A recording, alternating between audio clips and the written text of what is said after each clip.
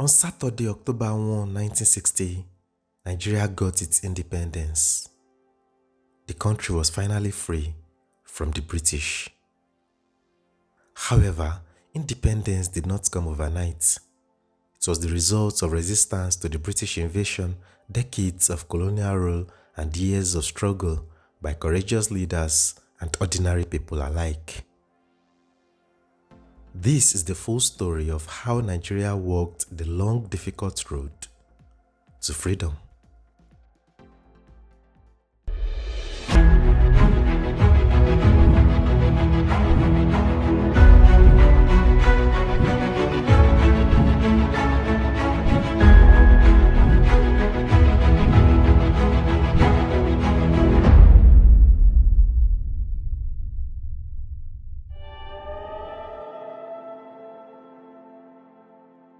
Long before Nigeria became a single country, it was home to diverse societies, each with its own way of life.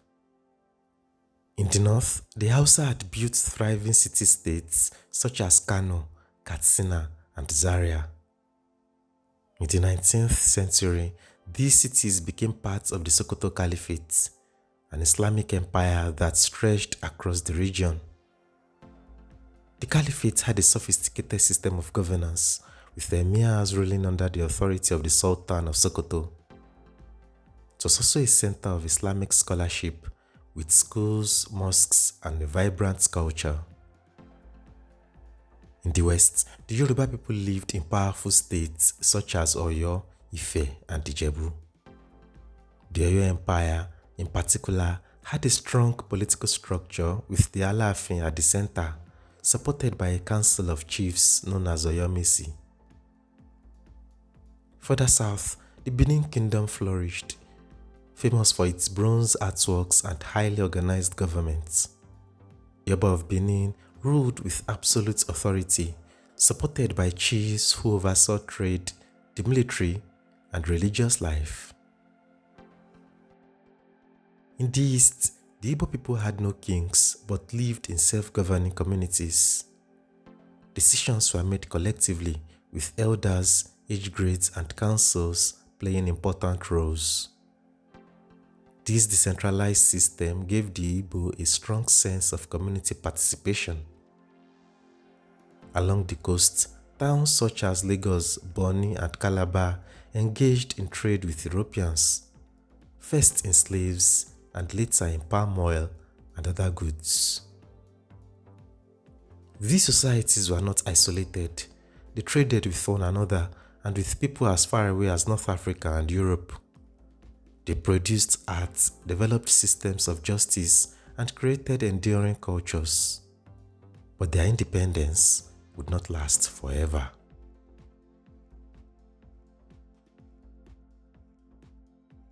European contacts with Nigeria dates back to the 15th century when Portuguese traders arrived on the coast. For centuries, the region was deeply involved in the transatlantic slave trade, with millions of men and women taken across the ocean. However, in 1807, Britain abolished the slave trade and shifted its interest to legitimate commerce. Palm oil, vital for the growing industries in Europe, became the new gold.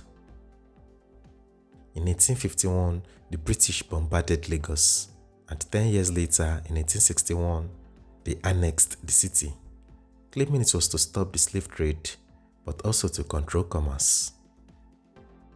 Lagos grew into a bustling port city under colonial rule. From there, British influence spread inland. The Royal Niger Company, led by George Tubman Goldie, signed treaties with local chiefs, giving it control over trade along the Niger River. By 1900, in a reaction to the atrocities of the Royal Niger Company in the country, the British Crown took direct control, creating the Protectorate of Northern Nigeria and the Protectorate of Southern Nigeria, alongside the colony of Lagos. In 1914, Lord Frederick Lugard, the Governor General, merged these territories into one entity called Nigeria. The name itself was coined earlier in 1897 by journalist Flora Shaw, who would later marry Lugard. The amalgamation was done for the convenience of the colonial rulers, not for the benefits of the people. Lugard introduced indirect rule where traditional leaders were used to enforce British policies. While the system worked relatively well in the north, where emirs had authority, it caused tensions in the south, where communities like the Igbo did not traditionally have central rulers.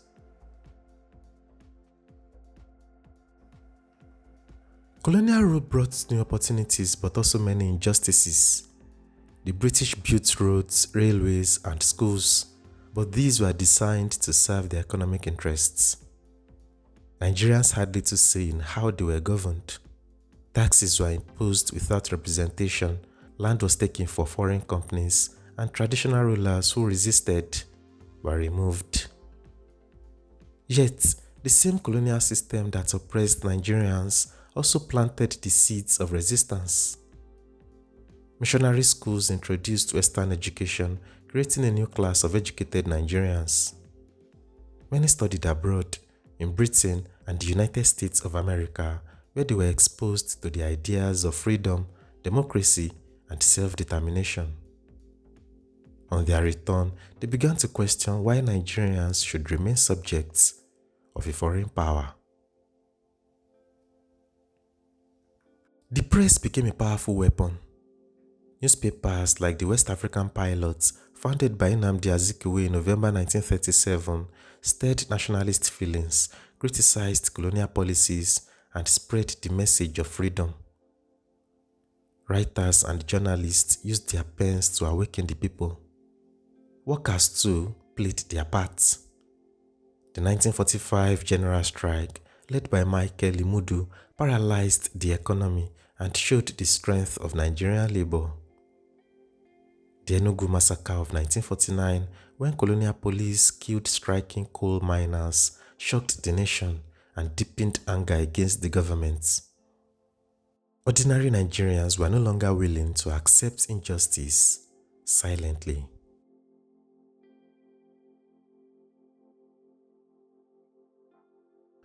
As pressure grew, the British introduced reforms, though always cautiously. The 1922 Clifford Constitution introduced the elective principle, allowing Nigerians to elect 4 representatives, 3 in Lagos and 1 in Calabar. Though limited, it marked the first time Nigerians had a political voice. The 1946 Richards Constitution aimed to unite the country by creating regional councils, but it gave little real power to Nigerians. Then, the 1951 Macpherson Constitution allowed for regional assemblies and brought more Nigerians into government. It was more inclusive, but tensions between regions soon became clear, which would lead to the 1954 Littleton Constitution that created a true federal system, granting greater autonomy to the regions. This marked an important step towards self-government. These constitutions reflected Britain's gradual approach. Independence would not be given suddenly, but Nigerians were determined to push for full self-rule.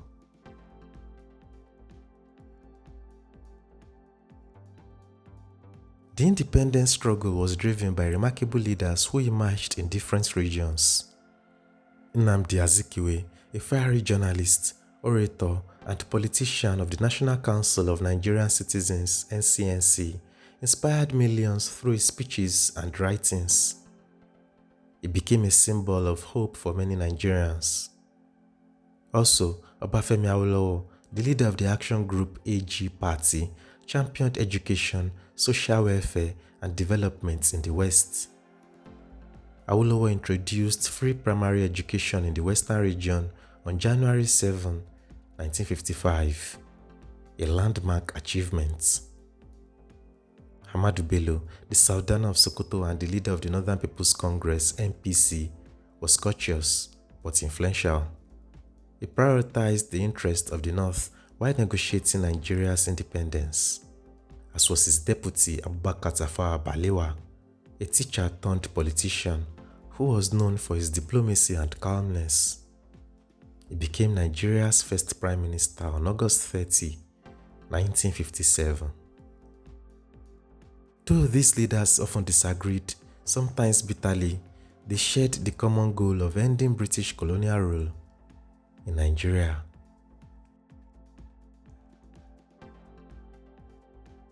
By the mid-1950s, the momentum was unstoppable. In 1957, the eastern and western regions gained self-government.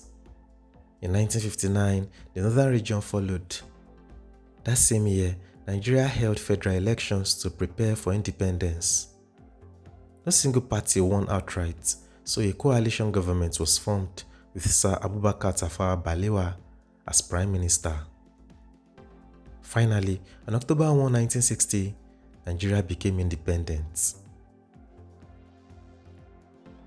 Across the country, celebrations erupted.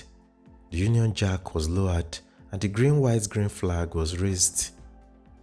In Lagos, Prime Minister Balewa declared, "Today is Independence Day, the 1st of October, 1960, and Nigeria is now indeed an independent, sovereign nation." Nnamdi Azikiwe became Governor General and later Nigeria's first president when the country became a republic on October 1, 1963. Independence was a moment of pride, but it also came with challenges. Nigeria was a vast country with more than 250 ethnic groups. Political parties were often tied to regional or ethnic interests. The NPC dominated in the north, the NCNC in the east, and the AG in the west. This regionalism weakened national unity. Economic disparities also created tensions. The north was less developed in education and infrastructure compared to the south. The colonial legacy of divide and rule made cooperation difficult. Within a few years, political instability grew. By 1966, Nigeria faced its first and second military coups, and soon after, the devastating 30-month civil war. Yet, despite these difficulties, the independence of 1960 remained a turning point, a testament to the determination of Nigerians to stay united and govern themselves.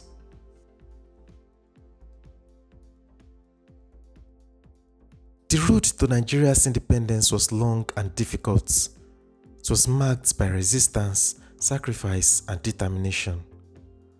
It saw the rise of visionary leaders, the struggle of workers, the boldness of journalists, and the courage of ordinary Nigerians who refused to remain subjects of colonial rule. On October 1, 1960, a new nation was born. The dream of freedom had been realized, but the journey of building a united, just, and prosperous Nigeria was only beginning.